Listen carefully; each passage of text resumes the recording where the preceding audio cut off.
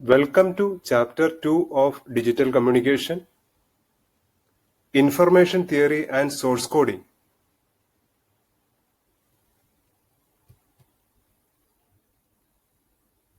Module 4 includes source coding using Shannon-Fano algorithm.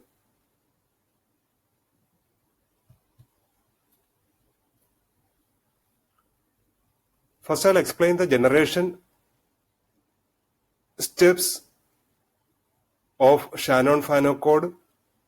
Step 1, arrange symbols in descending order of probability. So the first one should be the most probable symbol and the last one will be the least probable symbol. Step 2, divide symbols into two groups with minimum probability difference. That is, probability difference between upper group and lower group should be minimum. Step 3, assign 0 to each upper group symbol and 1 to each lower group symbol.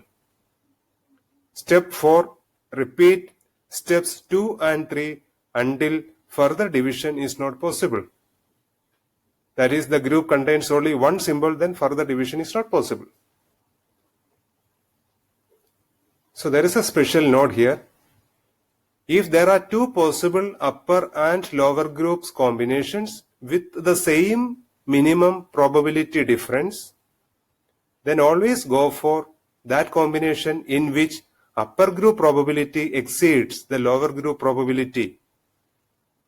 This is going to give minimum variance Shannon-Fano code. So this will be clear when I am explaining that examples. So like Huffman code, Shannon-Fano code is also a source coding technique.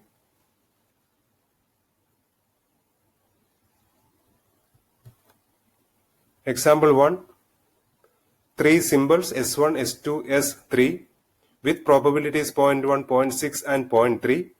Step number 1, arrange symbols in descending order of probability.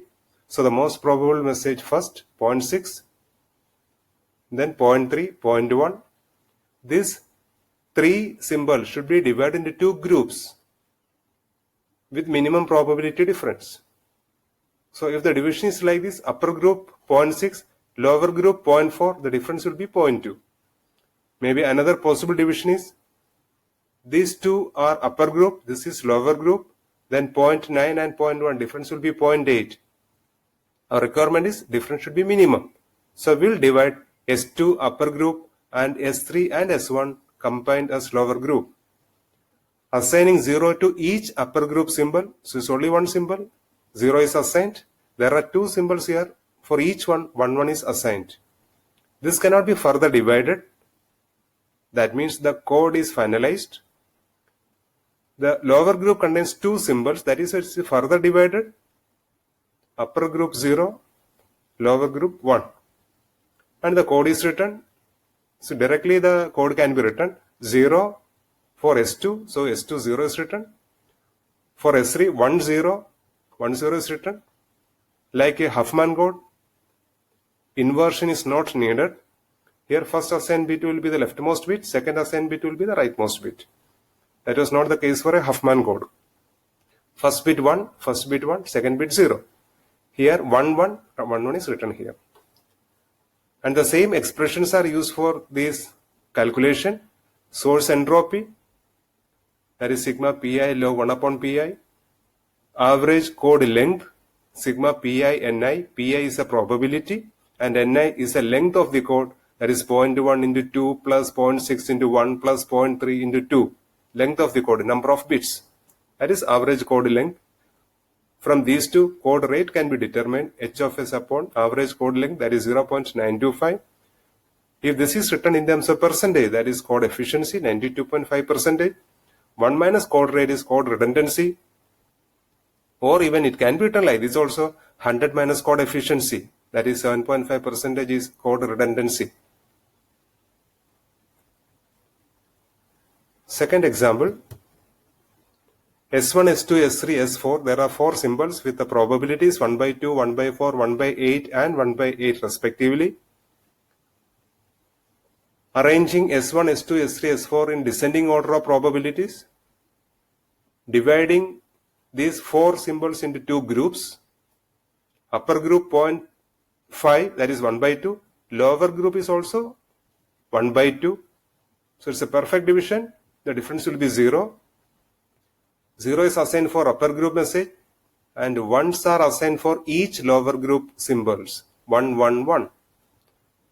So upper group contains only 1 symbol. It cannot be further divided. So this will be the final answer. But lower group contains 3 symbols. So it can be further divided. 1 by 4 and 1 by 4. So that is divided into 2. Upper group 1 by 4. Lower group is also 1 by 4. Assigning 0 for upper group. Assigning 1 and 1 for lower group symbols. Final answer. 1, 0 is final answer. This group contains 2 symbols. It is further divided 0 and 1. So further division is not possible. For S1 0, for S2 1 0, for S3 1 1 0, for S4 1 1 1. Using the previous expressions, entropy, average code length, code rate, code efficiency, code redundancies are calculated. As I said earlier, if the probabilities are like 1 by 2, 1 by 4, 1 by 8, 1 by 8 or 1 by 16, 1 by 32, etc. Code efficiency is always 100% and code redundancy is always 0. Third example,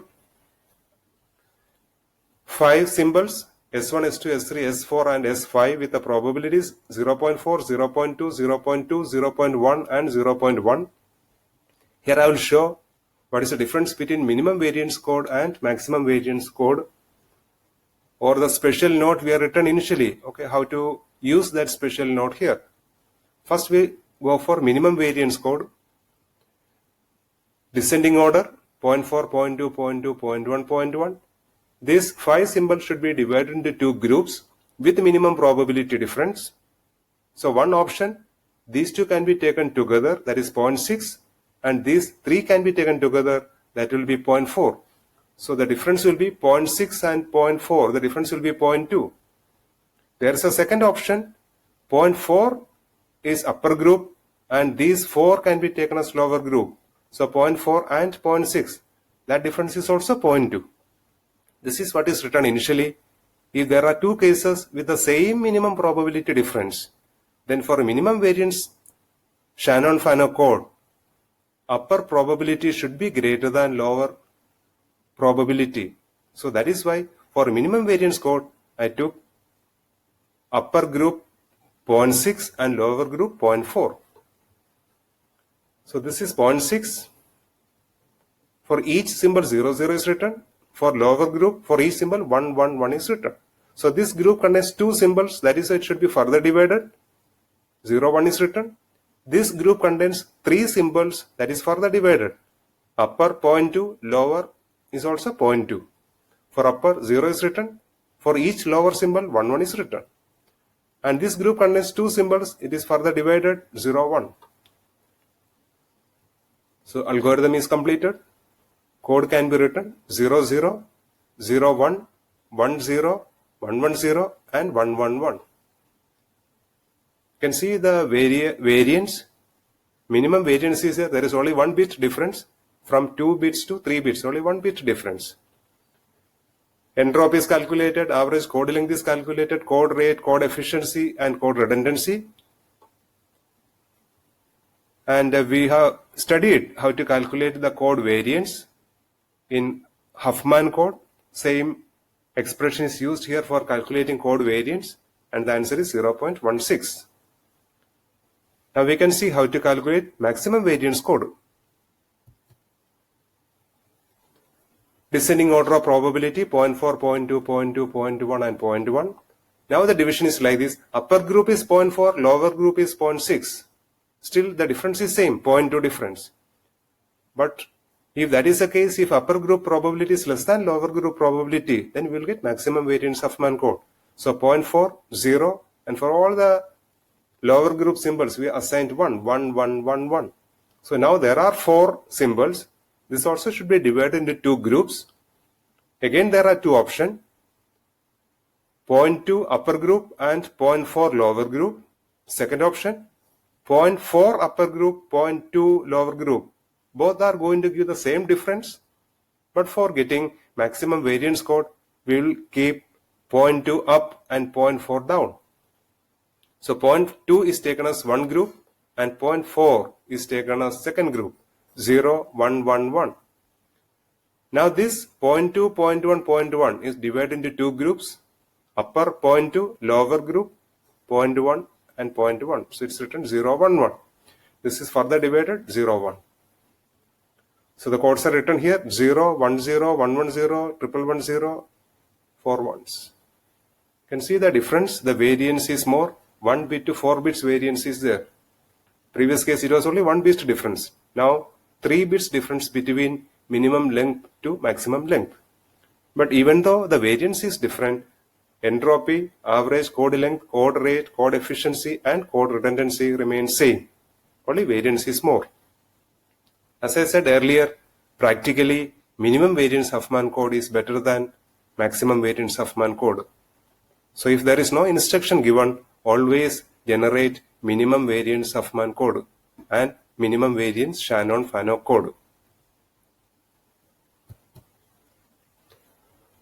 Huffman code is an optimal code, meaning that one is code efficiency is always maximum or code redundancy is always minimum. Shannon-Fano code is a suboptimal code. So code efficiency is less than or equal to that of Huffman code. In all our previous 3 examples, we got same efficiency from Huffman code and Shannon-Fano code, but with some probability combination. Shannon-Fano code efficiency may be less than Huffman code efficiency. But always Huffman code will give the best efficiency. That is why it is an optimal code. This is suboptimal code. There is another Shannon's theorem is written here. That is Shannon's source coding theorem. For a uniquely decodable source code, or Huffman code and Shannon-Fano codes are uniquely decodable source code. For a uniquely decodable source code, the requirement is prefix property should satisfy.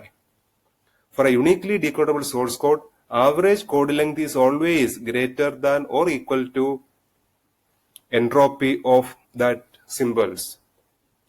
When L is always greater than or is equal to H of S, efficiency is always less than or is equal to 100%. So practically we are not able to achieve more than 100% efficiency. If these two are same, efficiency will be 100%, or if the average code length is greater than H of S, efficiency will be less. L dash is average code length and H of S is entropy of the symbol. So I'll explain again what is the meaning of a uniquely decodable code. So I'm showing one set here, set 1, S1, S2, S3.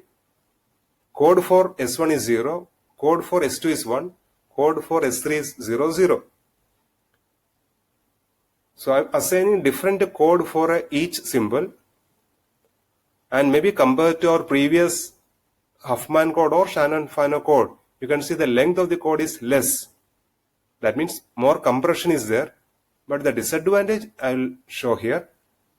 Let the received bits are 0, 0, 0, 0, 1. So the receiver is getting 0, 0, 0, 0, 1. The receiver should be able to get the symbols back. So these are the possible output symbols. So it can be taken as S1 because S1 is 0, S1, S1, S1, S1, S2. That is one option. Second option, S1, this is S1, and these two can be taken together, that is S3, then S2. There is another option, S1, these two are together, S3, then S2. And the next option, these two are taken, S3, then S1, S1, S2. Maybe one more option, these two are together, S3, next two bits are together, one more S3, then S2. So this is the meaning of not uniquely decodable. So when the source is transmitting S3, S3, S2, these bits are going to be transmitted. if the source is transmitting S1, S1, S1, S1, S2, then also the same combination is going to be transmitted. So the receiver is not able to differentiate between these messages. So that is the meaning of not uniquely decodable. The reason is clear. The prefix property is not satisfied. If 0 is assigned as a code, no other code should start with 0. And we can see here another code is going to start with 0. So that's a mistake happened for this particular set. That is why it is not uniquely decodable code. So this set is not uniquely decodable. Now we'll go for another set. S1 is 0, S2 is 1, 0, S3 is 1, 1. Like your Huffman code or Shannon-Fano code. And I'm just showing some received bits here. 1, 0, 0, 0, 1, 1. So first bit is 1. It is not a code. Next, we'll take 2 bits. 1, 0. 1, 0 is a code for S2.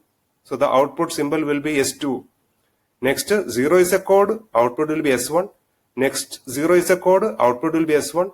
Next, 1 is not a code, but 1, 1 is a code. That will be S3.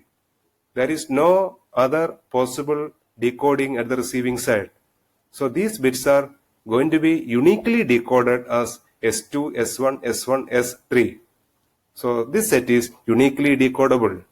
This particular property is known as prefix property. Meaning of, again I'll explain what is the meaning of prefix property.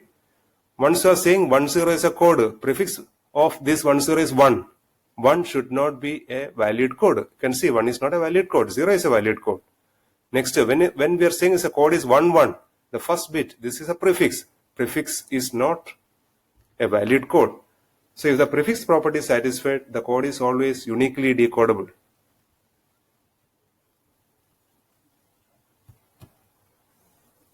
Thank you.